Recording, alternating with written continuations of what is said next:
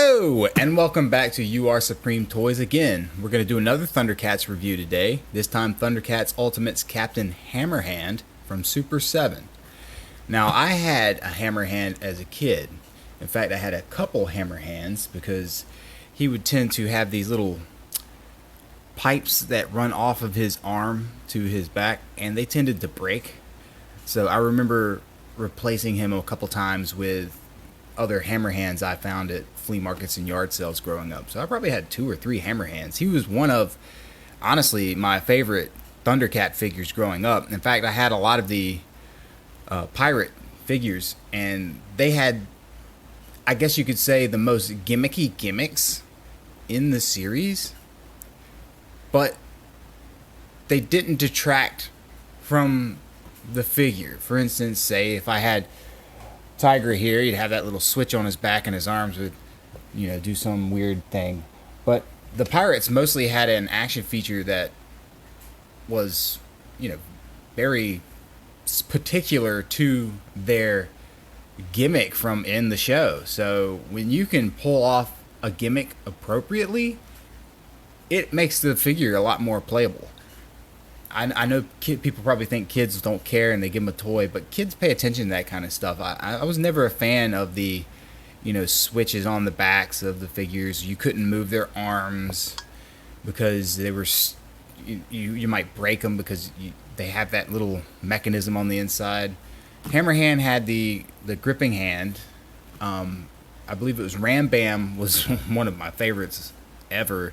Had the actual tire in the stomach. And then I'm sorry if I get the name wrong, but I think it was Spin Twist.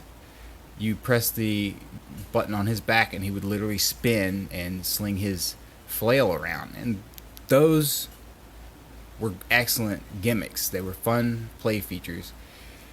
And I really was looking forward to this Captain Hammerhand when they announced him.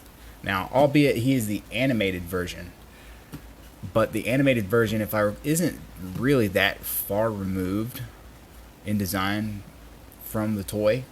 So I kind of hope that they later do an LJN inspired version of Hammerhand. I don't see why they wouldn't. They've shown with the recent wave that's up for pre-order that they're willing to go do those variants, and I'm all about those variants. So this is just a shipper box, nothing special. Let's go ahead and pull him out and see what we got.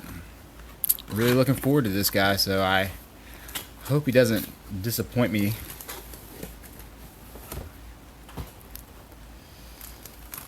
Captain Hammerhand. Again, another cellophane wrapper. Oh, this one's tight. Say, go straight into the trash. Plastic. Excellent. Got this amazing slipcover. Oh, thanks, podcast. This isn't your review, okay? You stay up there. Again, we got the slipcover with the Twin Snake logo for Mum-Ra's faction, which is interesting because he's a bad guy, but he's not exactly friends with Mum-Ra in the show, as far as I can recall. So let's slip him up out. And how does he impress us out of the gate? Yeah, he looks pretty good. I don't see anything missing right away. Everything looks tip-top. Alright. Let's take a look at his backer art. Arrgh, I'm a pirate. I don't remember how exactly he sounded, but I'm pretty sure they did the stereotypical pirate voice. And he's got them gnarly teeth, so, that's a little extra. He was a little extra. Got his skull on his belt. He has a bio here. Captain Hammerhand. Captain Hammerhand is a ruthless cyborg raider and leader of the Berserkers who sail Third Earth in search of delicious unicorns. You can't get enough of them unicorns. Feared for his powerful metal arm, he often acts as a mercenary and has even been enlisted by Mumra himself. Following a battle with the Thundercats, he and the Berserkers appeared to drown in a whirlpool. But Mumra later invoked his spirit, placing it into a clone of Panthro, who proceeded to wreak havoc until he was thwarted. That's weird. I don't remember that story at all. Is that in the show? Like, I could see me forgetting that he was enlisted by Mumra, but I did not remember Mumra putting his spirit into a Panthro clone. I'm getting a reminiscent thought of a Panthro clone. You know, those kind of episodes weren't far removed from the typical spiel that 80s cartoons, you know, called upon. But, yeah, I don't remember that. That's actually interesting. It's fun, the little bios on the back. I actually enjoy the bios because they either remind me of something I've forgotten or, you know, something I don't remember and don't know. So let's go ahead and open him up and slip him out.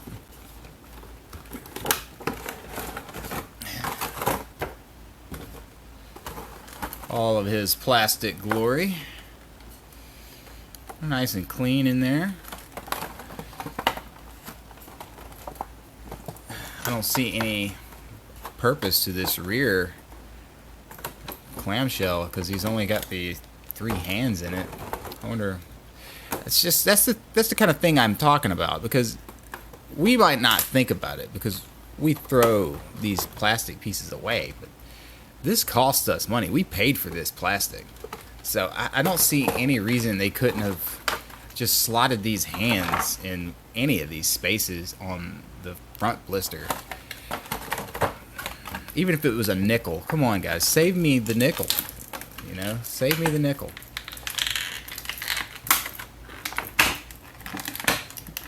Crud, save themselves the nickel, right? Like that could have been a nickel they pocketed. Now, albeit it probably wasn't a nickel, but probably literally a penny, if that. It's probably such a small cost that they really don't notice it. But I don't mean to find things to complain about. But so it looks like he only comes with the 3 basic interchangeable hands for his left hand, and it's a clawing hand.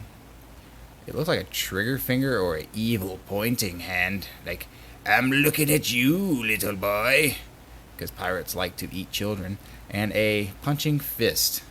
Gotta have fists. I think those are at least the minor necessity if you're gonna have interchangeable hands. I love this little rifle. It's that perfect mesh of modern and ancient artillery. It's got a little wrapping around the barrel. I like that. I like that a lot. That is a cool accessory. Now, you can't have a pirate. You can't have a pirate or a mercenary without some little baggies of loot. And lost a baggie of loot. Okay, baggie of loot has gone missing. Now I'm crawling on the floor, looking for a random lost baggie of loot. There it is. As I brought up in the Bengali review, I like some little accessories, but sometimes they're just gonna get lost. Like, I dropped this thing and it took me a while to find it. But you can't have a pirate or a mercenary without his little bag of doubloons, his money bags, treasure, precious rupees. There's no end to what you can have in there. Alright, let's see. Let's go ahead and take out his extra hand. It's nice that they give him an extra fist, metal fist. Though this is just a closed fist. It will not open. It's got the little dingus there to peg into the arm. I gotta say, it's really glossy. Well, somewhat glossy, and I don't know, I feel like it's it just doesn't stand out as much as I'd like it to. I feel like there's something missing, some details missing. And these mold lines and marks are just ugly on the top, and you can't not see them. So this just leaves much to be desired. It's just got yellow painted on it, maybe a little touch of gray right there where the knuckle hinge is, but I don't know. It's not that special. Alright. Come on, Hans. I don't think his name's Hans. Now, I could see that as being an issue at some point. This is his extra head. And he has this ponytail is really thin right here. It's really thin right there. It's pliable, but I can just see this over time with that plastic aging breaking off right there at that ponytail. I've seen it before. I do not have good anticipations for that. Hopefully I'm wrong. Hopefully it lasts, you know, as long as I have the figure at least. I didn't even know he had a ponytail, really. I don't remember him having one.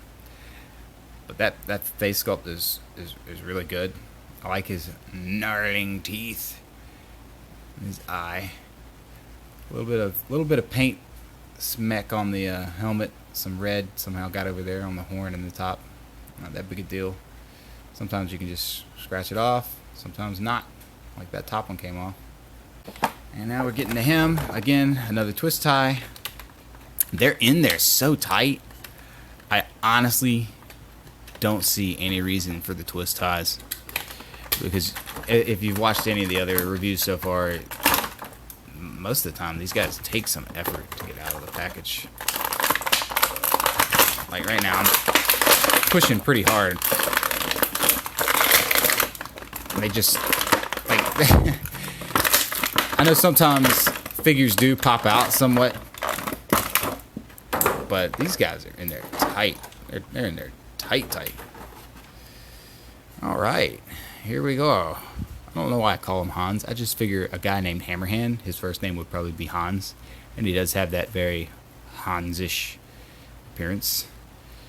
So his head articulation, surprisingly, is really good. Like, you're not going to get a lot of up and down stuff, but the side to side is very smooth and clean. I like that.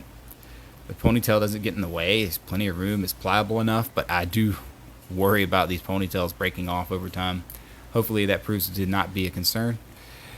It's got some slight bobbling on the torso and a waist articulation. That's pretty standard, but he's not going to be like going anything special.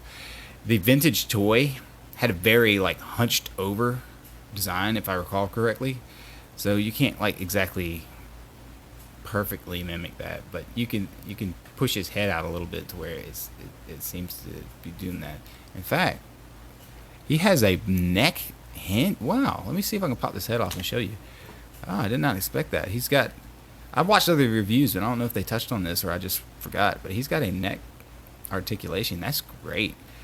Vulture Man could have used that, and it would have been excellent for his, hunched over appearance. That actually helps a lot.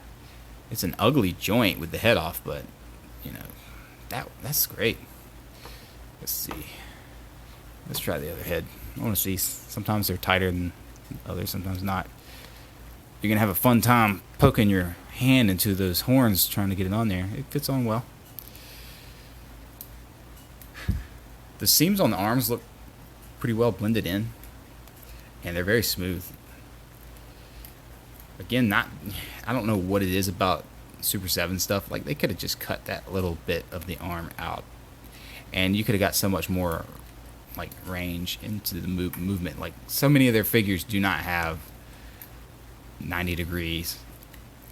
But the metal arm, surprisingly, is pretty good. Like, this arm has about the same degree of motion as the other arm in this, so there's like no excuse for that.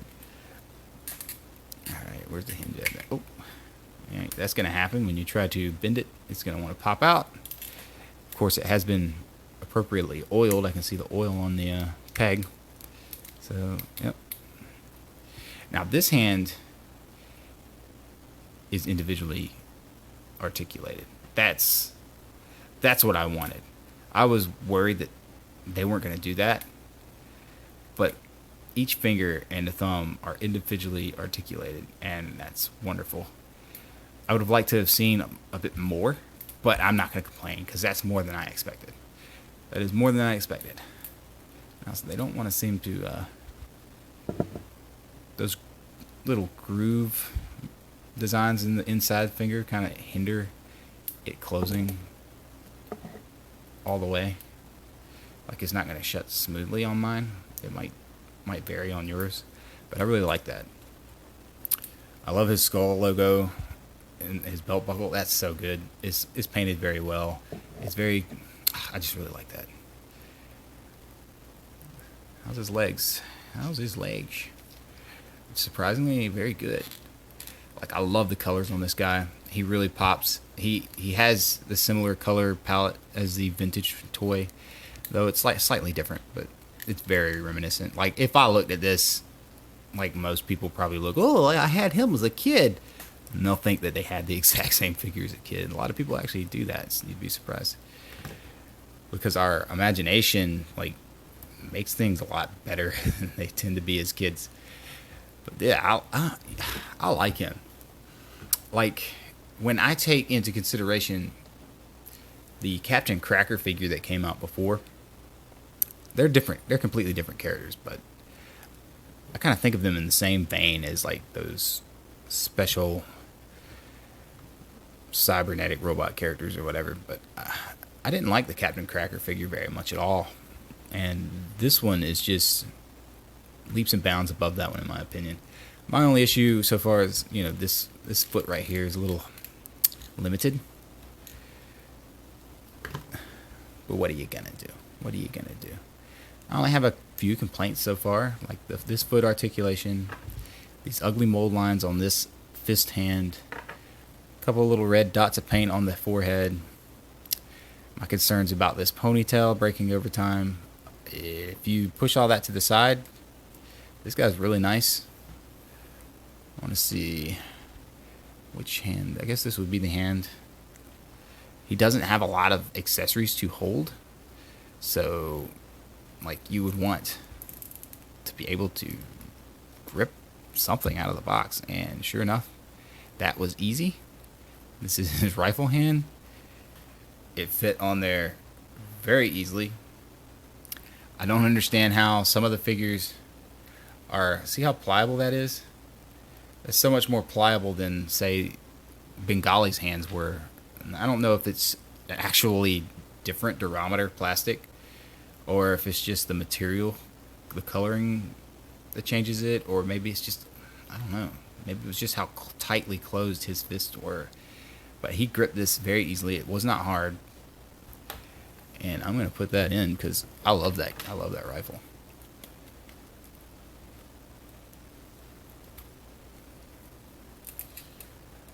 Yes. I'm gonna shoot ya, you dirty Thundercats. He's cool. I like him. Again, I can't recall if it's 45 or 55 I paid for him. Either way, I still feel like these are a $40 price point item.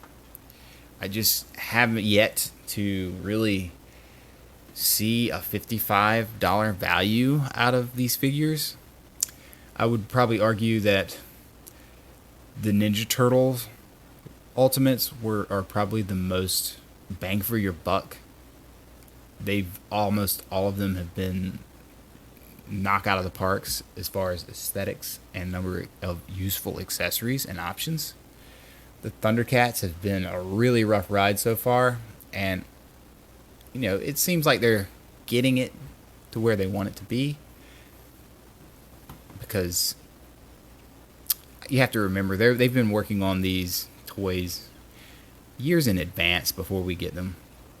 So it does take years sometimes for us to see significant improvements in quality, construction, articulation, accessories.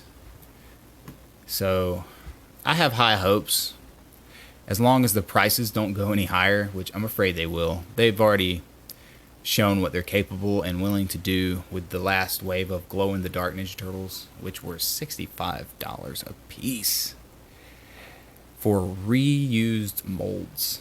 There wasn't even any, as far as I know, there's no new tooling on those figures, and they're boasting that extra charge based on the glow-in-the-dark plastic, and I just don't see it.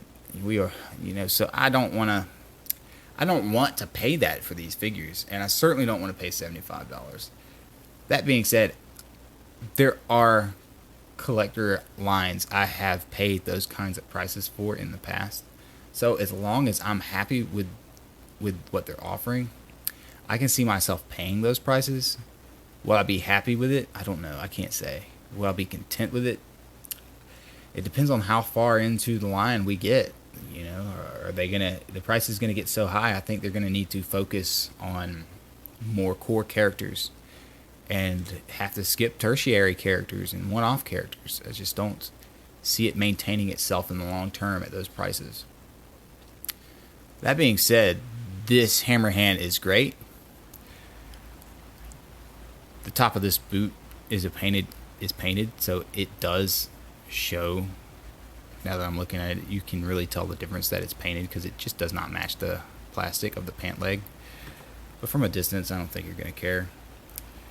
I just, I'm happy with this, just because of this hand. If this would have been another slug hand, a solid, unmovable hand, I would have been like, this is garbage. But this is his feature. This is what he does. So they had to do that. If they didn't do that, it would have been completely stupid. So I'm glad they did that. I think they knew what we wanted, and they gave us the best that they could do at the time. I hope they do an LJN Hammerhand. Like I said, the Berserkers were hands down my favorite faction for the LJN line.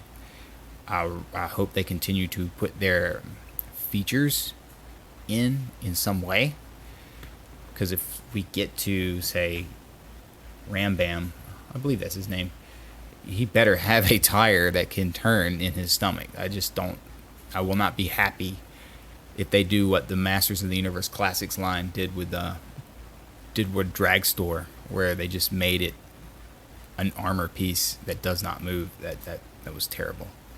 Anyway, I think I've touched on everything.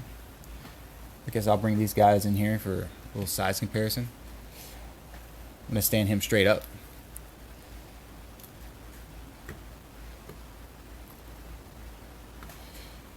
As you can see, he is shorter than Tiger here. He's definitely shorter than Vulture Man. I don't remember how tall he was in the cartoon. There's a part of me, like I said, when it comes to thinking of the LJN toy, I just felt like he was bigger than this. But when I went back and looked at photos and pictures, this is an actual pretty close, accurate representation of his height. So I'm cool with that. I really love this figure. I think this is, in my opinion, the best one out of the wave, and I really liked Vulture Man, so that's saying something. So yeah, him and Vulture Man take the cake. But this has been a pretty well-rounded wave, with the exception of really the issue with the Thundercats logo on the Bengali. All four of these figures were pretty decent. I know a lot of people complain about variants, but I like variants. I think the orange on this lino is great. This has been the Thundercats Ultimates Captain Hammerhand from Super7. And I am UR Supreme Toys. Thank you for watching.